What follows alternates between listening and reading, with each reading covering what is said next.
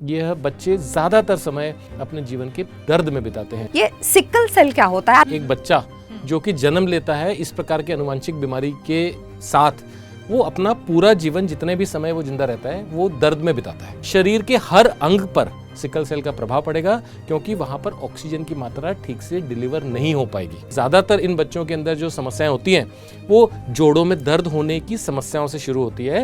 Hello hi नमस्कार, मेरा नाम है प्रिया और आज के हेल्थ पॉडकास्ट में आप सबका बहुत बहुत स्वागत है। आज एक ऐसे टॉपिक पे बात करेंगे जिसके बारे में हम रोज़ाना बात नहीं करते, हम डिस्कस नहीं करते और मुझे लगता है कि उसका नाम लेने में भी हमें डर सा लगता है। मुझे लगता है कि हम सब समझ तो ज़रूर गए होंगे, मतलब मैं तो ज़रूर समझ गई हूँ क्योंकि मैं तो बात ही करने जा रही हूँ।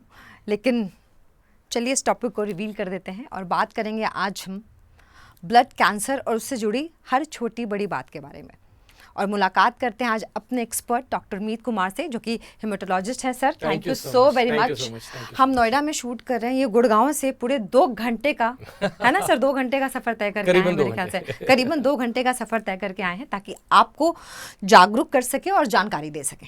तो चलिए शुरुआत करते हैं। सर पहला सवाल, ये सिकल सेल क्या होता है? आजकल बहुत ज़्यादा इंटरनेट पे सर्च किया जा रहा है, मैंने भी बहुत कुछ सुना, तो मुझे लगता है कि आपसे बेहतर कोई नहीं हो सकता जो इसके बारे में बता पाए। देखिए, सिकल सेल एक आनुवंशिक जन्मजात बीमारी है जिसके अंदर किसी की गलती नहीं है, किंतु उसके बावजूद भी एक बच्चा जो कि जन्म लेता है इस प्रकार के आनुवंशिक बीमारी के साथ, वो अपना पूरा जीवन जितने भी समय वो जिंदा रहता है वो दर्द में बिताता है।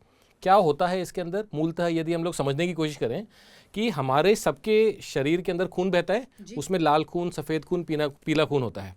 लाल खून जिसे हम लोग आज की तारीख में हीमोग्लोबिन कहते हैं, हीमोग्लोबिन रेड ब्लड सेल्स के अंदर बहता है। साधारणतः जो रेड ब्लड सेल्स की शेप होती है वो एक बाई कॉन्केव शेप होती है, यानी कि एक जो खाने वाली प्लेट होती है उसके बराबर की शेप की होती है। उसके अंदर हीमोग्लोबिन का मॉलिक्यूल होता है। उस हीमोग्लोबिन के मॉलिक्यूल के अंदर यदि किसी प्रकार का जेनेटिक चेंज आ जाए, उस चेंज की वजह से उस हीमोग्लोबिन मॉलिक्यूल का स्ट्रक्चर चेंज हो जाता है, जिसकी वजह से वो एक खाने की प्लेट की बराबर की शेप से चेंज होकर एक आरी के शेप का बन जाता है, यानी कि सिकल शेप का बन जाता है। जो फसल काटने के लिए जिस प्रकार की आरी यूज होती है उस शेप का बन जाता है। उसकी वजह से उसका नाम सिकल सेल अनीमिया दिया गया है। समस्या यहाँ पे खत्म नहीं होती है। सिकल सेल अनीमिया, चलो शेप चेंज हो गई, उससे क्या हो गया? हम लोग चलते हैं भाई, कई बार हमारे कपड़े हमने अलमारी में रखते हैं, किसी शेप में रखते हैं, किसी शेप में रखते हैं। शेप चेंज होने से इतना क्या फर्क पड़ जाता है? शरीर के अंदर ब्लड ही तो बहना है, इतना फर्क क्यों पड़ जाता है?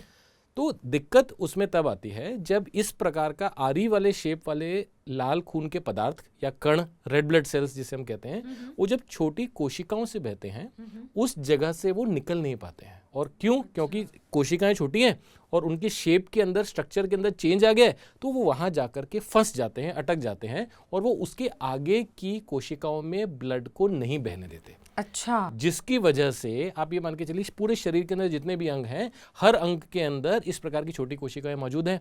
वो सारी की सारी कोशिकाएं यदि इस प्रकार के टेढ़े मेढ़े कणों से, रेड ब्लड सेल से ब्लॉक होने लग जाएंगी, तो प्रैक्टिकली शरीर के हर अंग पर सिकल सेल का प्रभाव पड़ेगा क्योंकि वहां पर ऑक्सीजन की मात्रा ठीक से डिलीवर नहीं हो पाएगी।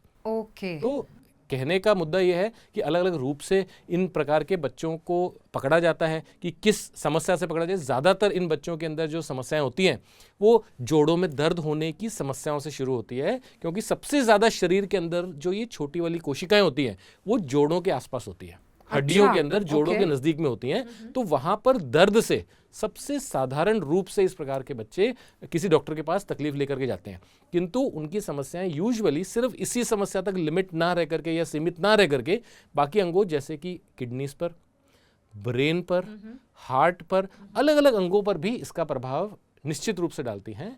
और हाँ, यह बच्चे ज़्यादातर समय, आप ये मान के चलिए कि औसतन ऐसा देखा गया है कि 30 से 40% समय अपने जीवन के दर्द में बिताते हैं। वो ना स्कूल अटेंड कर पाते हैं, ना अपनी रेगुलर एक्टिविटीज़ कर पाते हैं। साइकिल चलाना, खेलना कूदना तो दूर की बात है इन बच्चों के लिए। तो सर जैसे आपने बताया कि आनुवांशिक है ना, जेनेटिक्स है, तो इसमें कोई कुछ कर नहीं सकता, लेकिन क्या वो बच्चे नॉर्मल जिंदगी बिता पाते हैं फिर?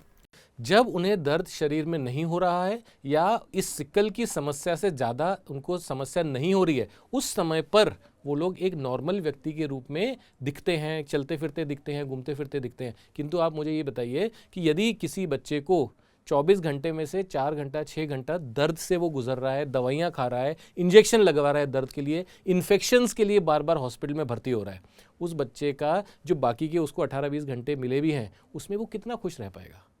क्या वो नॉर्मल जिंदगी जी पाएगा?